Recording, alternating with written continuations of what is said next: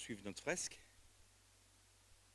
On va arriver au moment le plus important de l'histoire de l'humanité. On va arriver au deuxième Adam, au dernier Adam. On va en parler. Alors ça va être un peu copieux. J'espère que vous n'avez pas trop mangé. C'est comme le roi David, quand il arrivait dans la maison de l'Éternel, il arrivait toujours avec un cœur disposé, prosterné devant son roi. Et il faudrait que nous venions là, auprès de Dieu, avec un cœur disposé, prosterné devant lui. On a parlé du premier Adam, on a parlé de la chute, on a parlé des deux postérités. Et là maintenant, il est temps d'accueillir notre roi. Alors que notre cœur soit disposé. On va présenter ces instants, Seigneur, si vous voulez bien. Éternel, nous venons au pied de ta croix, prosternés devant toi. Nous voulons t'accueillir tel que tu es, toi, tel que tu te révèles, toi. Nous voulons recevoir la révélation de ta personne, Seigneur. Nous voulons savoir qui tu es, ce que tu as fait. Toi qui es le commencement, qui es la fin. Toi qui t'es levé en premier sur la terre des vivants et qui tu lèveras le dernier sur la terre des vivants. Nous voulons t'accueillir, Seigneur, et t'honorer tout en restant prosterné devant toi. Seigneur, que l'homme s'abaisse et que le Messie s'élève. Seigneur, donne-nous la nourriture dont nous avons besoin. Seigneur, nous te prions pour tous nos frères qui ne peuvent pas se réunir dans la paix et dans la liberté, qui sont persécutés, emprisonnés, qui sont torturés, mis à mort à cause de leur foi, Seigneur. Garde-les, délivre-les si c'est ta volonté, Seigneur, et accueille-les si tu veux les reprendre. Te prions pour Israël, pour la paix de Jérusalem, et pour tous les Juifs de France et d'Europe, pour que tu les gardes, les bénisses et les protèges, et que tu fasses de nous des soutiens fidèles à ce peuple, au nom de Jésus-Christ. Amen. Donc on était arrivé au moment où Abraham est sorti de la lumière de tous les démons, donc de Babel, de Babylone. Et l'Éternel lui dit, Lech lecha, va vers toi-même, va vers le lieu que je te montrerai pour toi. Abraham n'a pas tout de suite été appelé Abraham. Il a eu une promesse. Promesse que son nom serait grand. Promesse que sa postérité contiendrait des rois. Qu'il aurait une terre. On en a parlé hier. Que les nations seraient bénies à travers lui et sa postérité. Et que ceux qui béniraient sa postérité seraient bénis. Et que ceux qui maudiraient sa postérité seraient maudits. Vous avez remarqué que sa femme, Sarai, était stérile. Et on va retrouver dans l'histoire de cette généalogie qui est de Cheth, qui est la compensation d'Ével, on va retrouver cette notion du deuxième fils. Vous avez remarqué que Ésaü était le premier-né. Il a méprisé. Et c'était même avant sa naissance. Dieu a dit, j'ai rejeté Ésaü. Il a rejeté Ésaü. Mais Dieu est fidèle. Parce que quand Joseph a été en Égypte, il a eu 2 fils en Égypte, qui n'étaient pas des fils d'Israël, ils étaient des fils de Joseph. Il y avait Ménaché, il y avait Éphraïm. Ménaché veut dire celui qui me fait oublier. C'est-à-dire que c'est celui qui va me faire oublier les douleurs que j'ai vécues. Le Machiar ben Yosef, Joseph a été vendu par ses frères, il a été mis dans une fosse par ses frères. Je vous dis, il ne faut pas me lancer sur le Machiar ben Yosef. Et ces 2 fils arrivent, Ménaché était le premier-né. Et ils arrivent devant Jacob, devant Israël. Et là, Israël croise les bras et apporte la bénédiction à Éphraïm plutôt qu'à Ménaché. Et Yosef lui dit, mais c'est pas juste ce que tu fais, père. Et Jacob qui lui répond, laisse faire ce qui est juste. C'est très étonnant ça. Pourquoi ? Parce que tout comme Jacob a reçu l'héritage qui revenait normalement à Ésaü, mais qu'il a perdu du fait de son mépris pour son droit d'aînesse, eh bien, en Israël a été rétabli un droit que Ésaü n'avait pas eu. Donc, Éphraïm veut dire doublement fécond. Et Éphraïm représente les nations qui sont rassemblées, qui sont rattachées à Israël en Jésus-Christ. Et donc, pourquoi ils ont eu, entre guillemets, le droit d'aînesse ? Parce que c'est les nations qui ont reçu le Messie avant Israël. Et qu'il fallait que ce soit juste. Ménaché représente, allez, on va paraphraser, les Juifs messianiques. C'est grâce à eux qui font oublier aux nations qu'ils ont dédaigné leur droit d'aînesse, à Ésaü, Ésav, Édom. Et donc, par ce biais-là, par Éphraïm, qui a été adopté par Israël, adopté. Et si vous regardez la carte d'Israël du temps de Josué, de la conquête, vous verrez qu'Éphraïm est au cœur même d'Israël. C'est-à-dire qu'Israël a accueilli cette tribu au milieu de lui, dans son cœur. Et nous, les nations, nous sommes rattachés et nous sommes dans le cœur d'Israël. Et là, la prophétie qui a été faite par Noé se réalise.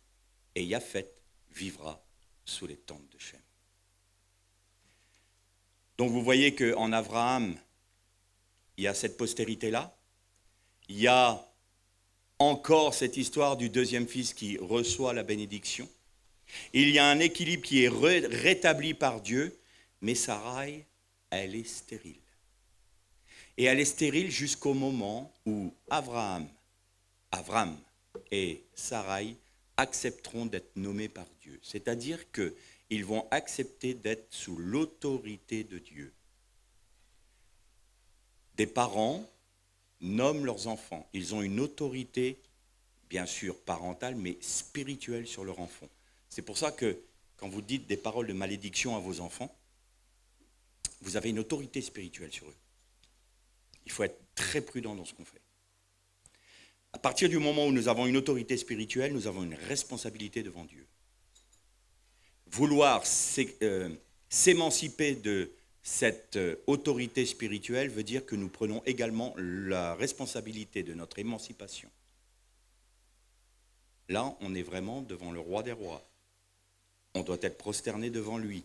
Ce n'est pas une belle histoire qu'on raconte, c'est quelque chose d'extrêmement sérieux.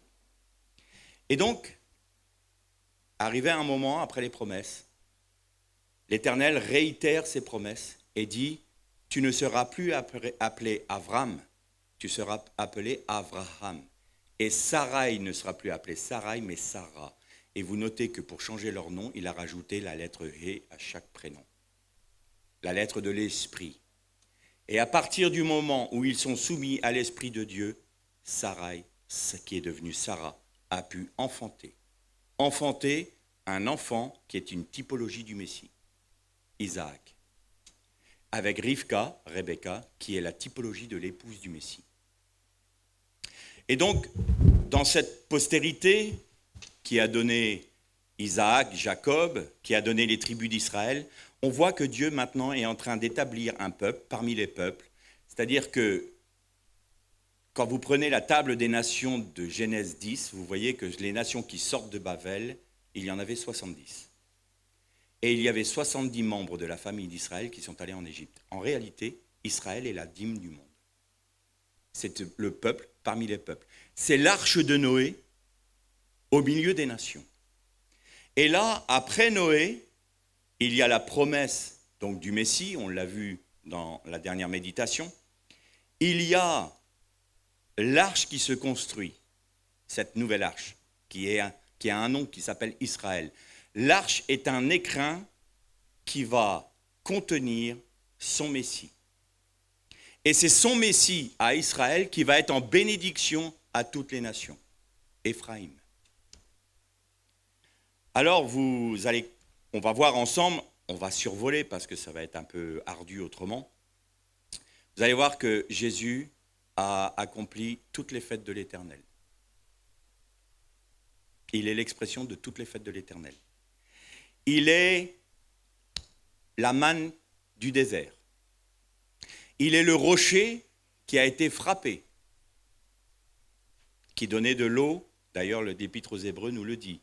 Et le rocher qui suivait Israël pour donner de l'eau, c'était Jésus. Il est donc l'agneau pascal. Il est le bélier de l'Akéda. L'Akéda, c'est la ligature d'Isaac. Il est les prémices. Il est le pain de vie. Il s'est incarné. Il représente l'époux de l'épouse spirituelle. Il nous révèle Gilgal. Il est le bouc de Kippour. Et il est celui qui va établir Soukhot. Alors quand je vous le dis comme ça, vous allez dire, punaise, il va où? On y arrive. Mais d'abord, vous vous souvenez que j'ai dit que les eaux d'en haut sont venues purifier les eaux d'en bas lors du déluge. Alors je vais vous écrire l'eau, mais c'est un pluriel en hébreu. Je vous l'écris au tableau de deux manières.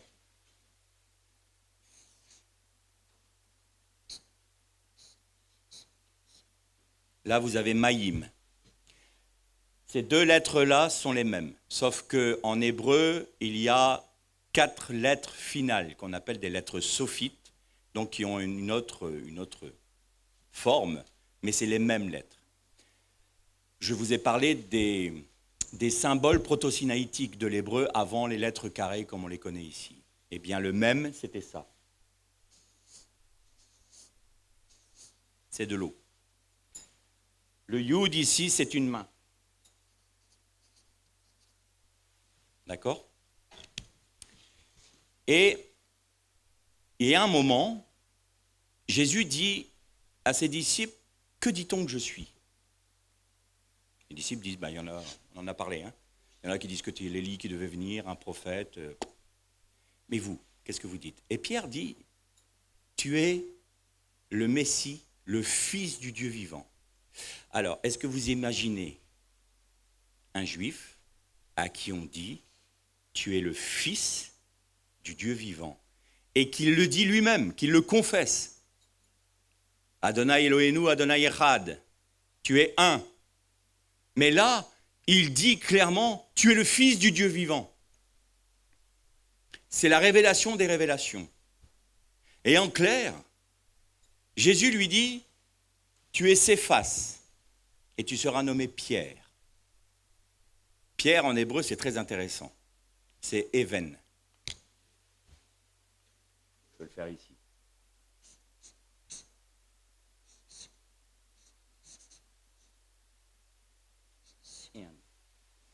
Vous avez 2 mots dans ce mot. Donc ça veut dire Pierre en hébreu. Ici, vous avez le mot père, Av. Ici, vous avez le mot fils, Ben. Donc, la pierre dont parle Jésus, c'est la révélation que Céphas a reçue, la révélation du Père par le Fils. Et Jésus lui dit, tu es heureux Pierre parce que ce n'est pas la chair et le sang qui t'ont révélé ces choses, mais c'est le Père qui est dans les cieux. Et sur cette pierre, je bâtirai ma Beit Atefilati. Et ça fait une référence à Ésaïe 56, qui dit, et je bâtirai ma maison de prière pour toutes les nations. Le symbole qui est au milieu ici, le bête, c'est une maison. Et certains catholiques m'ont dit, oui, mais là, c'est bien parce que je démonte un peu le pape. Évidemment. On me dit, oui, mais tu oublies de dire la suite du verset. C'est à toi que je donnerai les clés du Gan Eden, du paradis. Mais non, ce n'est pas à Pierre la personne, c'est à Pierre la révélation. C'est sur cette révélation qui va vous révéler, qui va vous montrer où est le Gan Eden. Parce que si le pape est vraiment le Pierre dont il est parlé, on va bientôt pouvoir aller dans les mosquées prier. Vu l'état aujourd'hui. Donc, excusez-moi du peu, mais je reste fondé sur le Christ et pas sur le pape. Donc vous voyez que cette révélation est très importante. Tu es heureux, Pierre, de ce que ce ne soit pas la chair et le sang qui t'ont révélé ces choses. Et alors, il est en train de réaliser que c'est le Messie d'Israël qui est venu révéler les choses cachées de la dimension de Dieu. On a parlé des eaux d'en haut qui étaient séparées des eaux d'en bas avec la rakia. Mais les eaux d'en bas sont fermées. En haut, pardon. Donc on va réécrire Maïm d'une autre manière.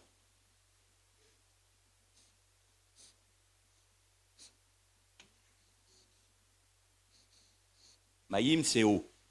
C'est les eaux. Vous avez les eaux d'en haut qui sont fermées.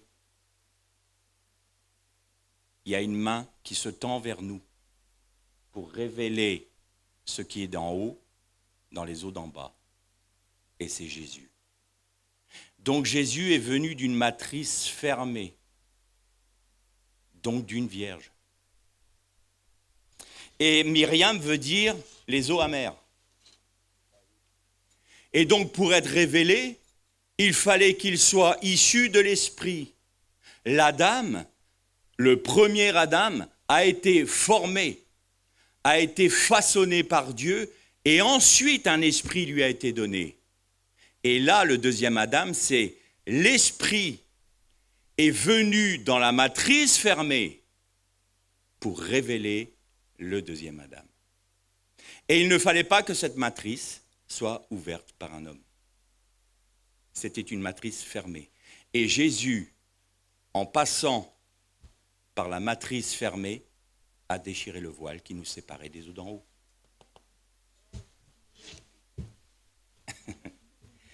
Et Jésus, qui est sorti de la matrice fermée, a révélé ce qui était des eaux d'en haut en déchirant le voile.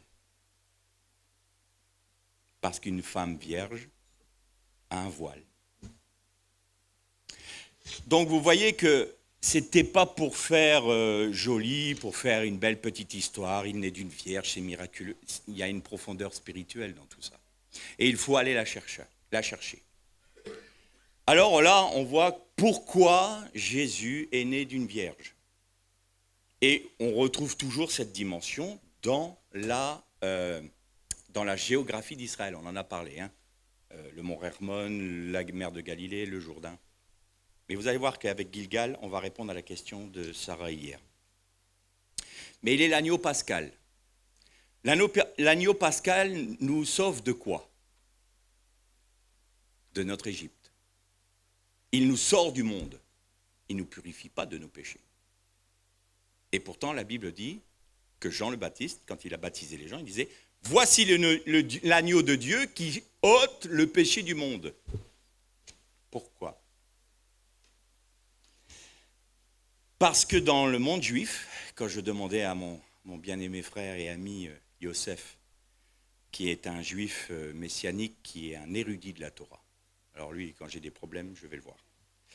Et il me dit, mais tu sais que Pessah et Kippour, donc c'est la fête de l'expiation, Kippour, hein, eh bien, ont la même degré de sainteté, les deux fêtes. Ce qui fait que le bouc de Kippour a la même valeur que l'agneau pascal. Donc l'agneau pascal, devenant le bouc, fait Pâques et Kippour. Donc l'agneau de Dieu purifie de nos péchés. Parce qu'il est en même temps le bouc. Et d'ailleurs l'agneau pouvait être un chevreau qui est le petit du bouc. Quand je disais hier que l'Église avait perdu énormément en se détachant de ses racines juives, on lit dans les évangiles que les bergers étaient sur les collines en train de faire paître leurs troupeaux et qu'une étoile est arrivée, qu'un ange est arrivé aussi pour leur dire « Voilà le signe auquel vous reconnaîtrez que le Messie est arrivé en Israël. Vous verrez un enfant emmailloté dans une mangeoire. » C'est le signe. Excusez-moi du peu, si je vois un enfant emmailloté dans une mangeoire, je ne vais pas tout de suite penser que c'est le Messie qui vient.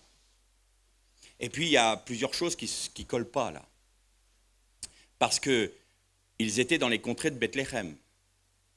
Bethléem, qui veut dire littéralement la maison du pain. Donc Jésus est le pain de vie, il est la manne, il s'est incarné. L'incarnation, c'est représenté par le pain. Il est né dans la maison du pain. Et il est d'ailleurs le pain de Azim, j'ai envie de dire, donc le pain sans levain. Parce que le pain sans levain, c'est qui est sans péché. Mais si vous regardez une matzah, c'est le pain Azim, vous verrez qu'elle est perforée, justement pour pas que du gaz. Ça représente les blessures de Jésus. Ça, les Juifs ne le savent pas encore. Pas tous, du moins. Et la Mishnah, on en a parlé hier, nous dit interdiction d'élever des troupeaux hors du désert de Judée, hors du désert du Negev et dans la partie syrienne du pays. Mais Bethléem, il est complètement dans le pays d'Israël. Pire encore, il est dans la partie occidentale du mont des Oliviers. Donc, il ne devait pas y avoir de berger là. D'où question, pourquoi il y avait des bergers à cet endroit-là ? Dieu a fait en sorte que, puisque nous, on ne connaît plus le monde juif, on ne sait pas ce que c'est. Et alors, vous allez voir qu'il y a un petit passage dans la Bible qui nous dit « Et Jacob enterra Rachel, est parti au-delà de Migdal-Éder. » Migdal-Éder, c'est la tour des troupeaux, qui est au nord de Bethléem. Bon, maintenant, elle est complètement dedans, mais dans la ville actuelle. Mais à l'époque, juste au nord de Bethléem, il y avait Migdal-Éder, la tour des troupeaux. Mais il ne pouvait pas y avoir de troupeaux, puisque la Mishnah l'interdit. Alors c'est quoi ces Migdal-Éder ? Donc on va chercher. Parce que la Mishnah nous dit quelque chose, on va chercher dans la culture juive ce qu'il y avait. Et on apprend que Migdal-Éder était l'endroit où des Lévites élevaient des troupeaux pour les sacrifices du temple. Et quand un agneau naissait sans défaut, il était emmailloté pour pas qu'il se blesse. Et on le mettait dans une mangeoire en pierre pour pas qu'il tombe. Voici le signe auquel vous reconnaîtrez que le Messie, le roi d'Israël, le Mashiach ben Yosef, le Messie souffrant qui doit donner sa vie pour vous, est prêt pour le sacrifice du temple. Voilà ce qu'on perd quand on s'éloigne de nos racines hébraïques. Donc Jésus, quand il est né, il était prêt. Il était préparé pour être sacrifié. Je vous ai dit que nous étions faits d'une nature sacrificielle. Et le deuxième Adam, à sa naissance, qui est sorti d'une matrice fermée pour nous révéler les choses cachées de Dieu, pour nous révéler le Père, pour nous ramener au Père, il est lui-même celui qui va se livrer à l'endroit d'où il a été tiré pour répondre aux besoins de la justice de Dieu en donnant sa vie pour nous. Et donc en cela, il est l'agneau préparé. Mais il est aussi l'agneau de l'Akéda. L'Akéda, vous avez vu que c'est la ligature d'Isaac, et vous notez une chose très intéressante. Isaac portait le bois du sacrifice. Et il dit, Père, nous avons le bois, nous avons le feu, mais où est l'agneau ? Dieu pourvoira. Adonai Yireh, Dieu pourvoira. Et au bout d'un moment, la tradition juive nous dit que Isaac a compris qu'il était le sacrifice. Et il a dit au Père, achetache-moi, parce que je ne voudrais pas me débattre lorsque tu me trancheras. Je me livre moi-même, parce que Dieu l'a demandé. Et là, il est totalement, typologiquement, le Messie qui dit, Père, je me livre moi-même pour que ma créature soit pardonné. Et Jésus est pleinement ça. Et il nous est dit qu'au moment où Abraham allait porter la main, sur qui ? Sur le fils de la promesse. Tout dépendait de ça. Il n'a pas hésité à porter la main parce que Dieu lui demandait de lui rendre même la promesse qui lui avait été faite pour honorer Dieu. Et Dieu lui dit, puisque tu ne m'as pas refusé ton fils unique. Il n'est pas unique, son fils. Il avait Ishmaël 13 ans avant. Mais Ishmaël est le fils de la chair, pas de la promesse. Ishmaël est né avant qu'Abraham ne devienne Abraham, avant que Sarai ne devienne Sarah. Il est le fils de la chair, pas le fils de l'esprit. Et combien de fois en nous, c'est Ishmaël qui s'exprime et non pas Isaac, la chair. Et il nous est dit, et Abraham leva les yeux. Et dans cette expression hébraïque, il y a la notion de, il eut une révélation. Et il vit un bélier empêtré dans un buisson par les cornes. Le bélier, c'est le bouc ou le chevreau, c'est toujours un... Voilà, exactement. Et d'où le chauffard. C'est à partir de là. Et donc, le bélier est empêtré, c'est-à-dire que les forces de l'animal qui sont dans sa corne, dans ses cornes, sont limitées, empêtrées dans des buissons. Mais la traduction est un peu faussée, parce qu'en fait, c'est exactement les mêmes termes que « et la terre produira des ronces et des épines ». C'est le fruit de la malédiction. Donc, les cornes du bélier sont empêtrées dans la malédiction de la terre. Quand Jésus a été crucifié, il a abandonné sa position d'autorité, de gloire et de puissance. Il a dit, j'ai juste une prière à faire. Et 12 légions d'anges viennent. Mais vous serez tous perdus. Alors je me laisse empêtrer dans votre malédiction pour répondre aux besoins de votre rédemption. Et qu'est-ce qu'il portait sur sa tête? Une couronne d'épines, de ronces. Il portait sur sa tête, qui représente le bélier qui est empêtré par ses cornes. Il portait sur lui nos malédictions. Non seulement il a porté notre lèpre, notre lachonara, notre esprit de meurtre, nos péchés, parce que tous les péchés sont à la suite de tout ça. Mais il a porté aussi la malédiction. Il a tout porté sur lui. Et en portant tout sur lui, il devient le bouc de Kippour. Le bouc de Kippour, il y a plusieurs messages que j'ai apportés sur Kippour. Si ça vous intéresse, vous irez les écouter sur YouTube.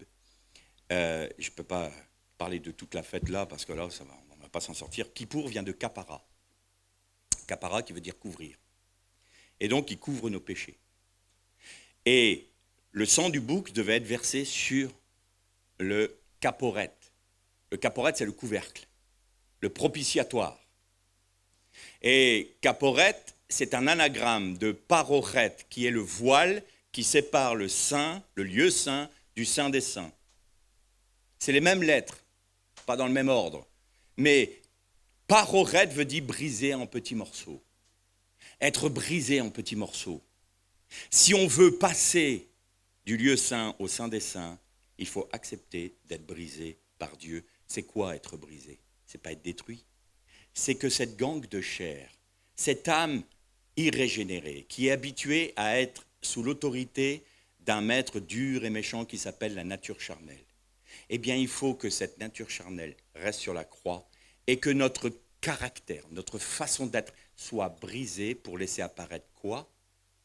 Le joyau qui est dans sa gangue, qui n'est rien d'autre que la vie du Messie en nous. Mais on ne peut pas laisser la vie du Christ s'exprimer en nous si nous n'acceptons pas que cette gangue de chair soit brisée, donc brisée en petits morceaux. Et caporet, c'est un kaf, là je vais vous perdre, mais vous inquiétez pas, j'explique. C'est un kaf, un p, un resh et un tav. Le kaf, c'est une main, une paume de main.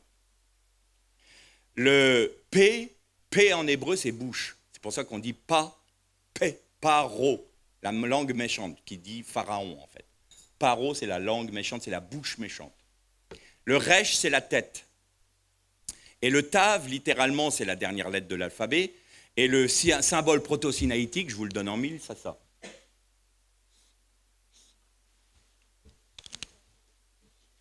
Mais tav en hébreu veut dire marque, sceau. En d'autres termes, quand le sang du bouc coule sur le caporette, par-delà le parorette, en acceptant d'être brisé, en acceptant de porter notre croix, en acceptant de mourir à nous-mêmes, nous allons donc avoir accès et être au bénéfice du sang qui a coulé sur le couvercle qui s'appelle le caporette. Et il couvre quoi? Ce que ta main a fait, ce que ta bouche a dit, ce que ta tête a pensé. Tout ce que ta main a fait contre Dieu, tout ce que ta bouche a dit contre Dieu, tout ce que ta tête a pensé contre Dieu, est couvert par le sang de l'agneau. Tu es scellé du sceau de Dieu. Je disais que quand Jésus est né, il a déchiré un voile. Mais pour que nous soyons au bénéfice de ce voile déchiré, il faut que nous vivions Golgotha. Il faut que nous acceptions ce que les Hébreux ont vécu. Alors, la fête de Soukhot, c'est ma fête préférée. La fête de Soukhot, j'en parlerai des heures. C'est là qu'on agitait le bouquet, le loulav en hébreu. Loulav veut dire littéralement la feuille de palmier. Et je vous disais que c'est que la Mishnah qui nous disait quels étaient les deux autres végétaux. Et vous avez donc la palme, vous avez le saule, vous avez le fruit l'arbre touffu qui est le myrte, et vous avez le cédra qui est le fruit des beaux arbres. Quand Israël est sorti de la mer des joncs, l'Épître aux Hébreux nous dit que c'était comme un baptême. Ce baptême-là nous délivre de notre Égypte, du monde, nous a séparés du monde. Nous ne pouvons plus être atteints par l'armée de Pharaon, de Paro, de celui qui a la parole méchante, l'impie. Nous sommes séparés, c'est le baptême. Mais après, ils ont été au désert. Bon, très franchement, de la mer des joncs jusqu'en Israël, il n'y a pas 40 ans pour le faire. Alors, qu'est-ce qui s'est passé pendant 40 ans? Pendant 40 ans, Dieu a travaillé le cœur de son peuple. Parce que s'ils étaient délivrés de l'Égypte, l'Égypte n'était pas sortie de leur cœur. Et il fallait que dans le désert, ils soient dépouillés de la pensée de l'Égypte. Combien de fois Israël a murmuré? Mais en Égypte, on avait de la viande. Mais en Égypte, on avait ceci. J'oublie les coups de fouet, mais pas grave. Ah, mais on avait ça en Égypte. Et le rocher qui suivait Israël, au début, Dieu dit « frappe le rocher » à Moïse. Et il a frappé le rocher. Pourquoi frapper le rocher? Et arrivé à la frontière de Canaan, il lui dit « parle au rocher ». Et c'est pour ça que Moïse n'a pas pu rentrer dans le pays de la promesse, parce qu'au lieu de parler, il a frappé le rocher. Il ne lui était pas permis. Et frapper le rocher, je discutais avec notre sœur Catherine, il y a quelque chose de très intéressant, parce que quand on était battu de verge, on était battu de 40 coups moins 1. 39 coups. Combien de livres dans le Tanakh, dans les Écritures? 39 livres. Jésus a subi un coup pour chaque livre des Écritures. Et c'est ça, frapper le rocher. Et qu'est-ce qui a frappé le rocher? Moïse. Moïse, c'est quoi? C'est la Torah. La Torah, avec la rigueur de Dieu dont on a parlé. Et pour que la chesed, la miséricorde de Dieu s'exprime pour nous, il fallait que quelqu'un soit frappé. Il fallait que l'homme lépreux soit frappé. Il fallait que le Messie soit frappé. Et ce qui le frappait, c'était la rigueur de la Torah. Moïse. Et donc pendant le désert, Dieu s'est révélé à son peuple comme étant suffisant pour lui. Et il y a ceux qui n'ont pas accepté. Ils sont arrivés près du Jourdain et ils ont dénigré le pays. Ils ont dénigré le pays. En clair, ils ont dénigré Christ. Parce que le pays de la promesse est personnifié par Christ. Quand on n'accepte pas la grâce de Dieu, qui n'est pas du tout d'être gracié, la grâce de Dieu, c'est de dire, avec l'Éternel, par le sacrifice de Jésus, je puis tout être vainqueur sur mes pensées, être vainqueur sur mes faiblesses, être vainqueur et avoir la capacité de respecter et d'accomplir, d'obéir à la parole de Dieu. À partir du moment où vous dites « je ne peux pas », vous dénigrez le sacrifice de Jésus. Je ne suis pas capable, je ne suis pas digne. Vous dénigrez le sacrifice de Jésus. Vous dédaignez le pays. Moralité, qu'est-ce que dit l'Éternel? Vous retournez dans le désert, vous reprenez 40 ans dans la vue. Jusqu'à ce que tous ceux qui ont dénigré le pays meurent. Jusqu'à ce que votre incrédulité meure dans le désert, vous resterez dans le désert. Parce que quand vous doutez, c'est Amalek qui vous frappe. Alors vous ne pouvez pas traverser le Jourdain avec un esprit de doute. Vous ne pouvez pas traverser le Jourdain en dénigrant le pays. Vous ne pouvez pas remporter la victoire en dénigrant la nature du sacrifice de Jésus. Soit il est pleinement suffisant pour vous, soit vous considérez que non. Alors à ce moment-là, vous retournez dans le désert et vous tournerez en rond. Et là, le désert nous parle de la palme. Ensuite, on arrive au bord du Jourdain. Au bord du jardin, au bord du Jourdain, il y a les saules qui poussent. C'est le deuxième végétal du bouquet de Sukkot, du loulav. Et vous avez noté une chose, c'est là que le peuple a été circoncis. Il n'était pas circoncis avant. Et avant de rentrer dans le Jourdain, de traverser le Jourdain, eh bien, le peuple a été circoncis. Qu'est-ce que ça nous parle de quoi, ça? Ça veut dire que, ce que je disais de Watchman Nee, l'œuvre que l'œuvre que nous vivons, ce que nous vivons dans notre vie, c'est de réaliser dans notre vie ce qui est déjà en Christ. Donc c'est de devenir ce que nous sommes déjà en Christ. Et là, nous comprenons un secret spirituel et nous disons, ok, par la grâce de Jésus-Christ, j'ai la capacité de ne plus pécher. Par sa grâce, j'ai la capacité de vaincre toutes mes faiblesses, toutes mes mauvaises pensées, parce que c'est lui qui est ma force. C'est pas je vais réussir à faire quelque chose. Non, c'est Christ en nous. Mais pour que Christ s'exprime, il faut encore qu'on soit brisé. Il faut qu'on soit mort à nous-mêmes. Il faut qu'on le laisse s'exprimer. Si on ne le laisse pas s'exprimer, vous inquiétez pas, les faiblesses, vous les aurez toujours.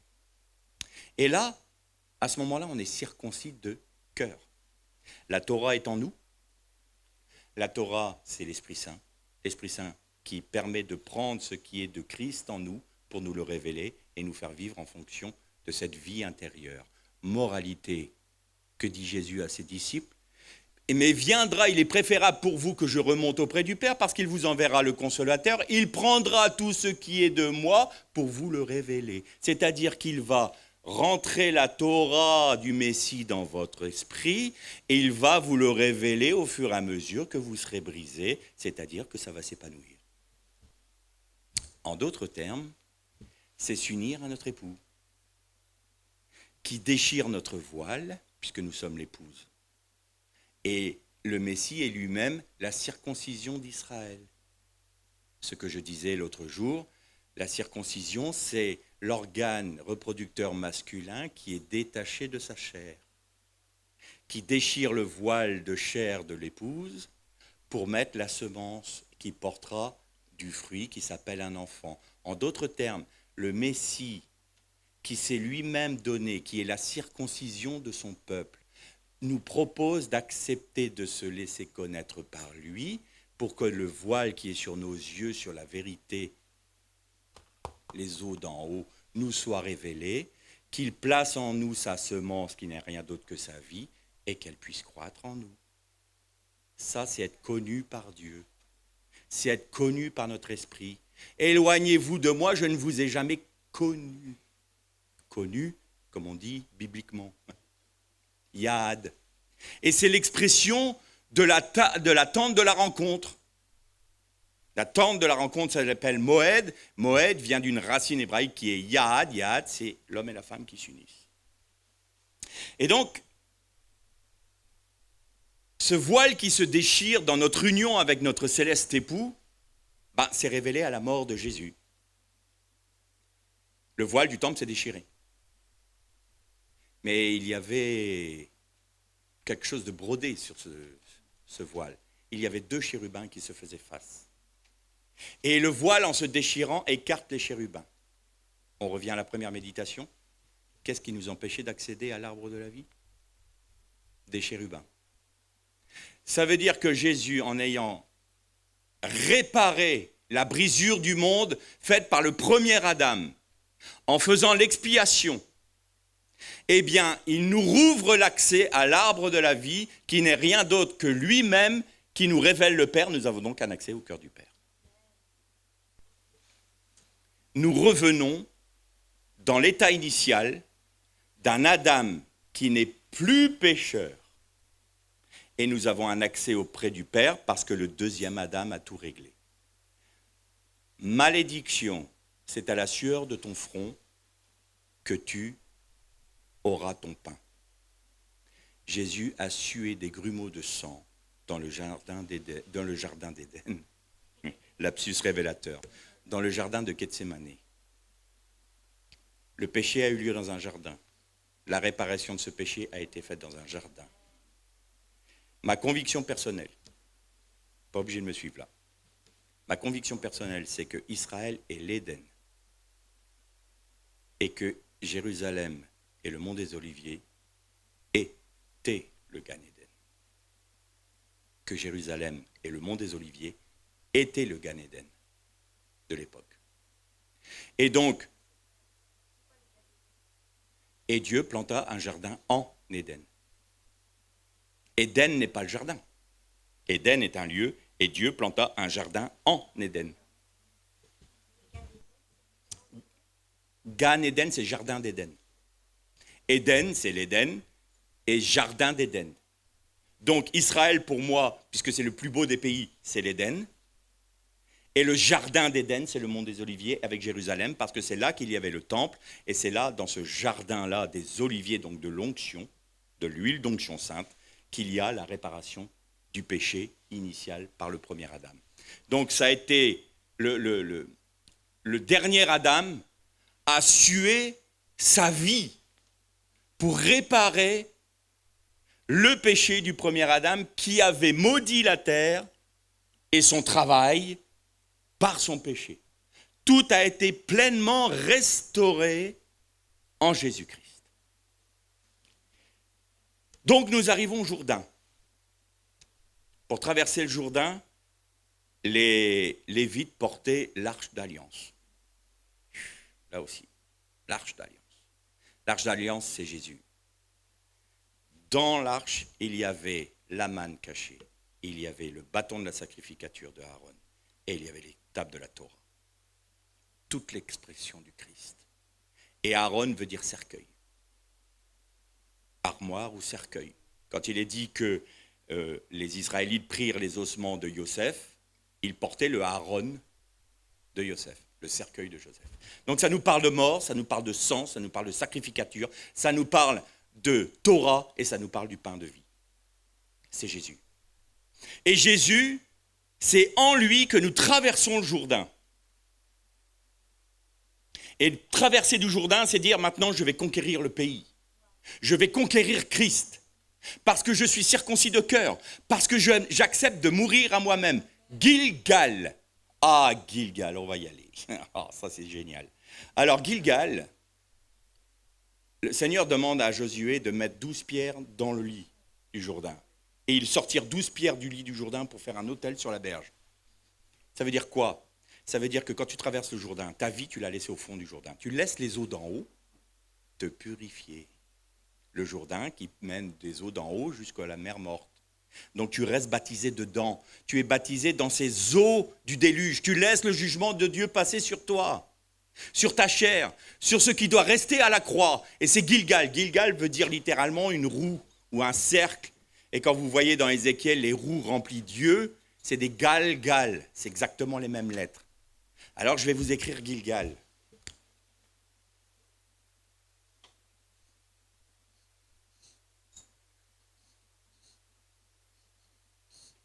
Voilà.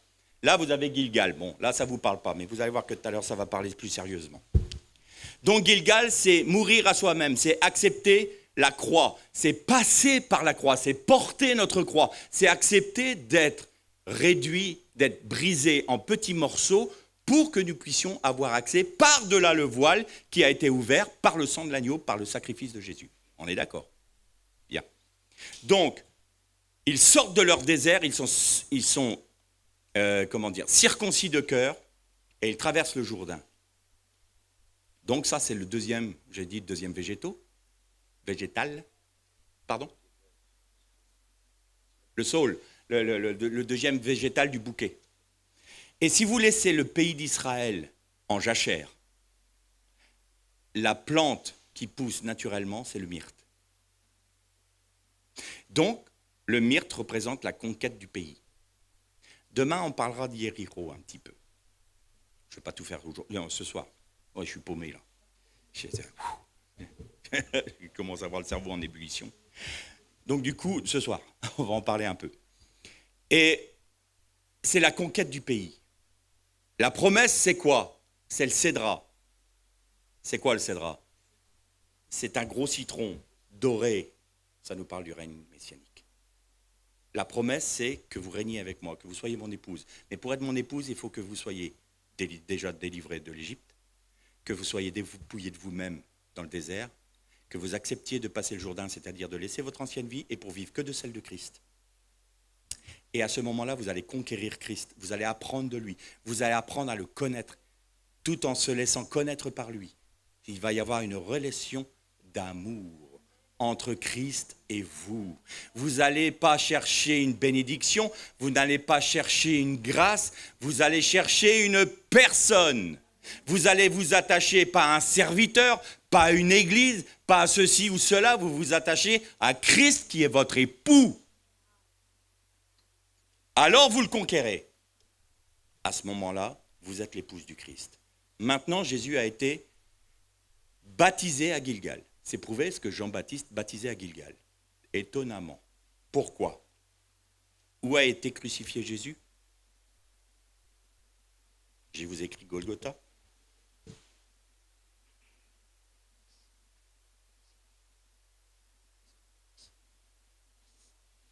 En hébreu, ça se dit Galgalta.